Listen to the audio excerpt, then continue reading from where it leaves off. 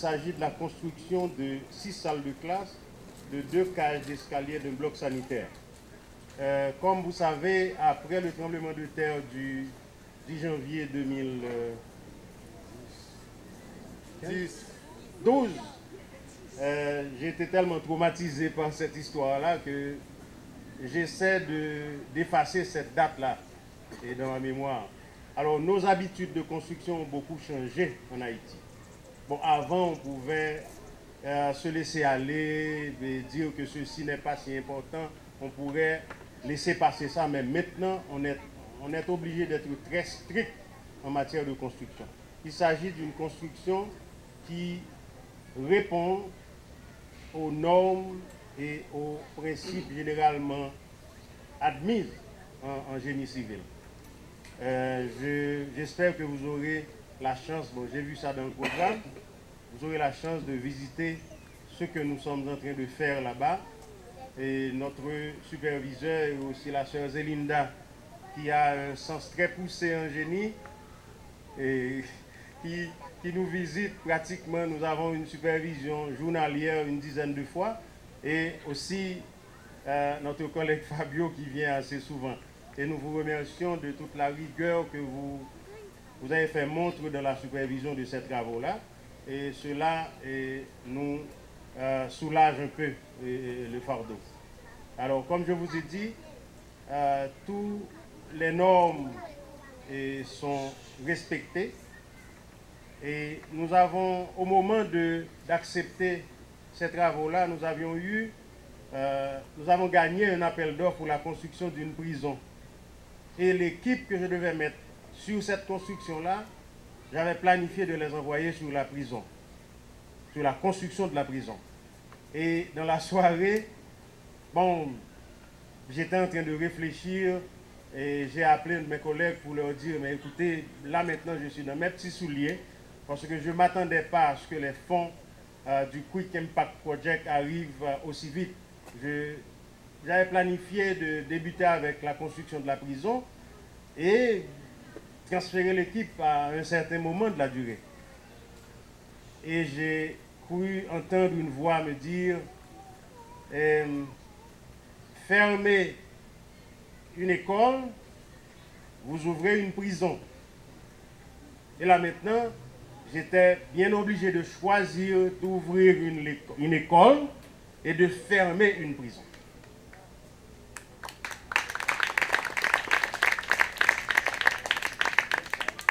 Et c'est ce qui explique notre présence là. Nous sommes en train de fournir un travail de qualité.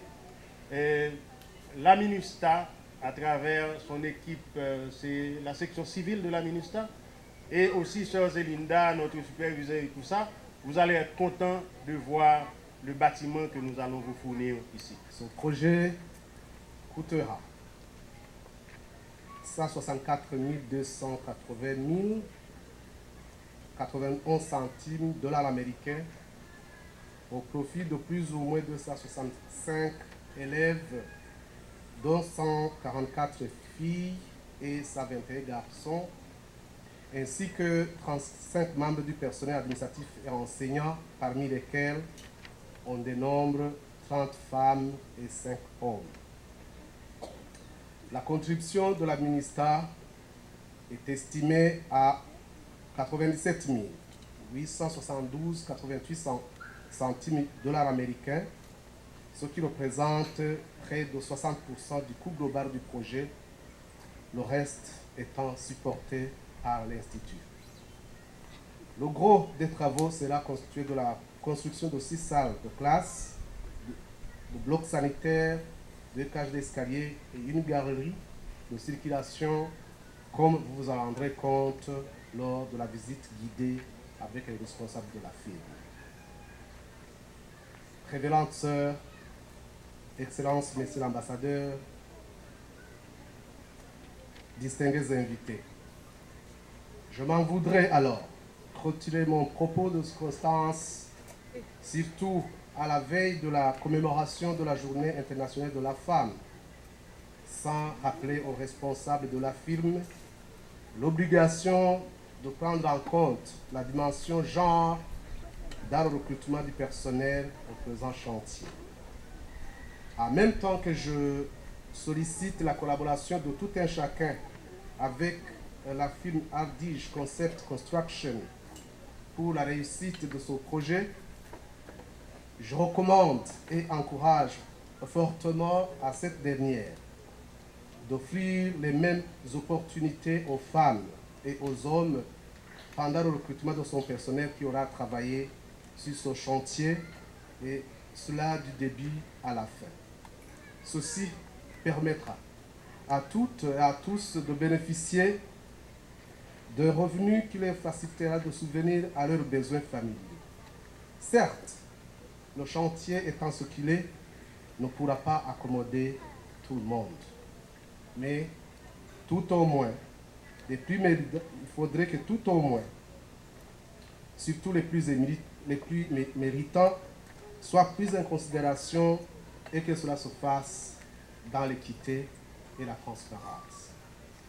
Pour terminer, enfin, je voudrais rassurer que de notre part, nous suivrons de près la mise en œuvre de ce projet à travers des visites de suivi et d'évaluation régulières jusqu'à la remise officielle des bâtiments une fois les travaux achevés. Selon les termes de l'accord, et s'il n'y a pas d'intempéries ou d'autres contretemps qui bloqueraient les travaux, nous n'avons aucun doute que d'ici 3 mois, ou plus tard, nous nous retrouverons encore une fois ici pour l'inauguration de ce projet. Je n'ai pas préparé un discours. C'est pour ça que je vais être très bref. Mais je veux d'abord commencer par remercier Sœur Zelinda de l'invitation, de nous avoir invités. Ça faisait déjà beaucoup de temps que je voulais venir ici. Et maintenant, Sœur Zelinda sait, elle m'avait invité il y a très longtemps. On est arrivé ici il y a 1 an et demi et ça fait 1 an et demi que je veux venir. Et toujours il y avait un problème qui m'empêchait de venir à la dernière heure, à la dernière minute. Et c'était souvent un problème lié à l'instabilité politique qu'on a vécue en Haïti pendant ces dernières années. Les élections qui ne se réalisaient pas. Et à la dernière minute, j'avais un problème, je ne pouvais pas venir pour connaître ce projet, l'institution Sacré-Cœur de Jésus. L'ex-président Préval qui vient de décéder, il disait que l'instabilité politique est finie en Haïti. Et maintenant, on doit commencer à travailler pour le développement économique d'Haïti. Et je crois que le développement économique d'Haïti commence par ici, par des projets comme celui-ci, qui sont très importants, par la récitation par cœur de l'alphabet, c'est par ici qu'on commence. Et je veux féliciter Sœur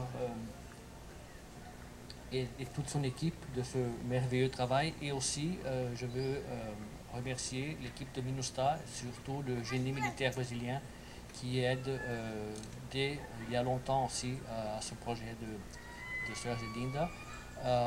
On sait que la MINUSTAH, le composant militaire de la MINUSTAH, va partir en bref. Ils sont ici dès 2004 et peut-être c'est l'heure de partir en 2017 ou peut-être en 2018.